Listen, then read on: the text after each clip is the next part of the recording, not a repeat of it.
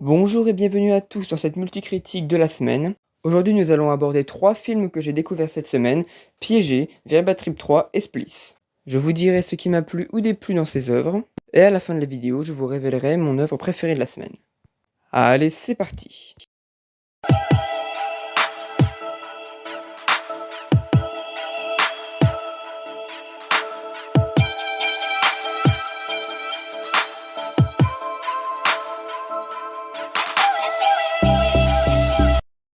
Bon, pour débuter cette multicritique, je propose qu'on aborde tous ensemble Very Bad Trip 3 ou La Grande Déception.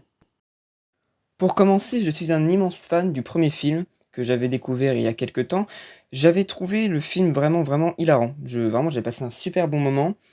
C'est un film vraiment qui se base sur la surenchère de gags, surtout au début. C'est vrai que c'était un concept assez novateur, le fait de la gueule de bois.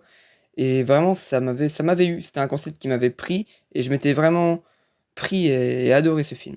Le deuxième film, ça fait longtemps que je l'ai pas vu, mais dans mes souvenirs, voilà, je trouvais pas que c'était un film dérangeant. Je trouvais pas que c'était nul. J'avais bien aimé, passé un bon moment. Il y avait toujours ce concept de surenchère de gags, de réveil, de gueule de bois qui me plaisait, toujours autant. Même si bon, c'était moins surprenant. Après l'histoire avec la prostituée transgenre, ça j'avoue que ça m'avait bien eu. Mais le film en lui-même était certes moins bon que le premier, mais restait, je trouve, acceptable pour un deuxième film de trilogie. Mais alors par contre, mais alors par contre, qu'est-ce que c'est que ce truc?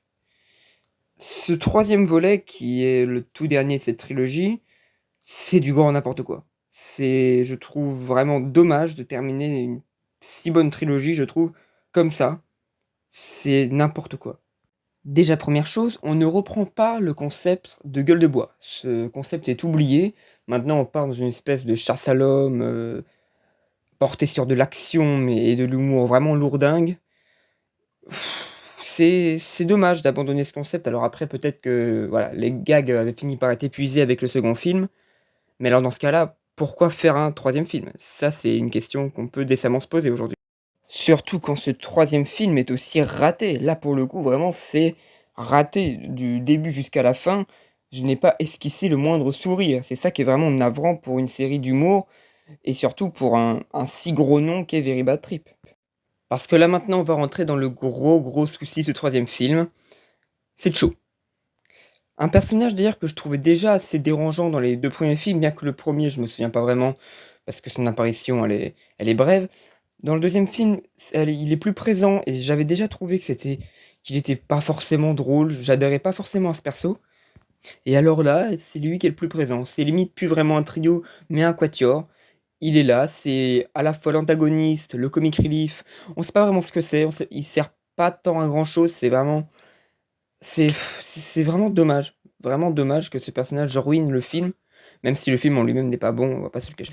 En tout cas, c'est certainement pas lui qui va le sublimer, c'est plutôt celui qui va l'enfoncer, c'est le poison vraiment ce film, parce que c'est de ça qu'en découle tout ce qui va pas. L'humour, qui est la plupart du temps braqué sur lui, et ben c'est ça qui fonctionne pas non plus.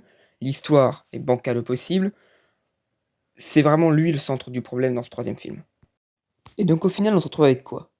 Avec une fin de trilogie vraiment décevante, qui clôture 3 films très inégaux.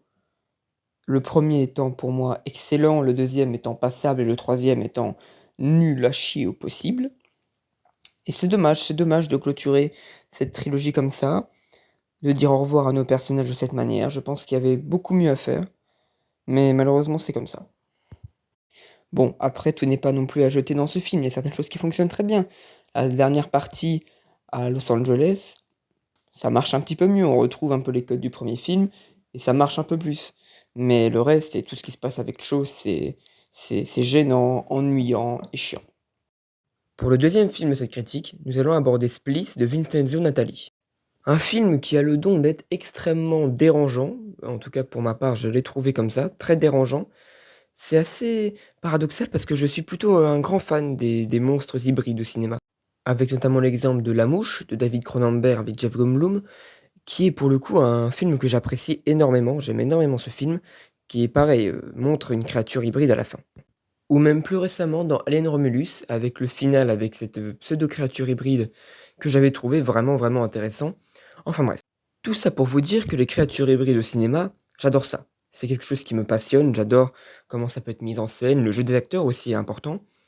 Et là, je suis assez mitigé, pas tant par la créature en elle-même qui a un design plutôt intéressant, mais plus par le jeu de l'actrice que je sais pas, je trouve parfois un peu forcé, presque un peu niais. Je sais pas, c'est un peu étrange la façon dont elle joue. Alors je me doute que c'est pas entièrement sa faute, que c'est certainement les producteurs, les scénaristes qui ont voulu un jeu tel que celui-ci, mais moi je sais pas, ça me convient pas, je préfère avoir un jeu moins enfantin, moins stylisé peut-être aussi. Après le film amène quand même de bonnes idées, notamment avec, l'espèce de romance entre la créature et Adrien Brody. Je trouve ça intéressant.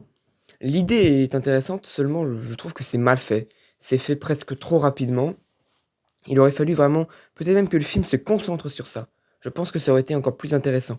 Pour moi, le film aurait dû vraiment se concentrer sur ce désir, sur cette, envie animale du personnage, des 2 personnages.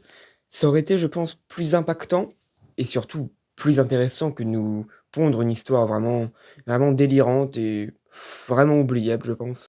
Le film nous présente l'évolution de la créature et voilà, au final, toute la partie romance intervient que dans le dernier tiers ou en tout cas la deuxième moitié et voilà quoi, c'est ennuyant. C'est ennuyant toute cette première partie, en tout cas moi je l'ai trouvée ennuyante. Les acteurs sont passables et Adrien Brody est complètement oubliable.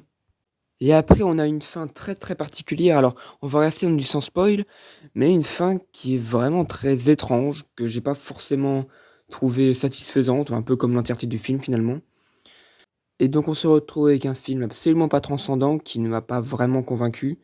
Et même si quelques bonnes idées sont présentées, celles-ci ne sont pas assez poussées, elles ne sont pas terminées, et je pense que le film aurait vraiment dû se concentrer sur la romance plutôt que sur la créature en elle-même, qui n'est pas vraiment intéressante. Bien alors, pour terminer cette multicritique, nous allons aborder maintenant plutôt une bonne surprise. Ça va changer un peu des déceptions des deux derniers films. Piégé, produit par Sam Raimi avec Bill Skarsgård et Anthony Hopkins. Alors c'est vrai que j'avais pas forcément de grosses attentes vis-à-vis de ce film, mais c'est vrai que l'histoire m'intriguait un petit peu. Et puis voilà, je suis un grand fan de Anthony Hopkins et j'aime beaucoup Bill Skarsgård, alors je me disais pourquoi pas. Et du coup, bah, c'était plutôt une bonne surprise. L'histoire était vraiment prenante. J'ai beaucoup aimé le suspense qui marche vraiment bien dans ce film. Le jeu des acteurs est plutôt bon, même si Anthony Hopkins, on le voit surtout qu'à la fin. Bill Skarsgård, je trouve qu'il joue très bien. Je l'avais bien aimé dans les deux ça qu'il avait fait. Je trouvais son jeu vraiment intéressant. Et là, bon, bah, c'est un rôle moins impactant, mais c'est quand même. Alors j'ai vu que à la base c'est un film australien et qui a été donc repris par les Américains. Alors je n'ai pas vu ce film australien, mais en tout cas, juste comme ça, la version américaine m'a beaucoup plu. J'ai trouvé le film très intéressant et très divertissant. Le suspense marche plutôt bien, et il y a même quelques moments angoissants. Alors le film se veut un petit peu philosophique, il a un message à faire passer. Bon, c'est pas le plus important et ce qu'on retient le plus, mais ça passe quand même bien. La fin est vraiment marquante avec l'arrivée d'Anthony Hopkins.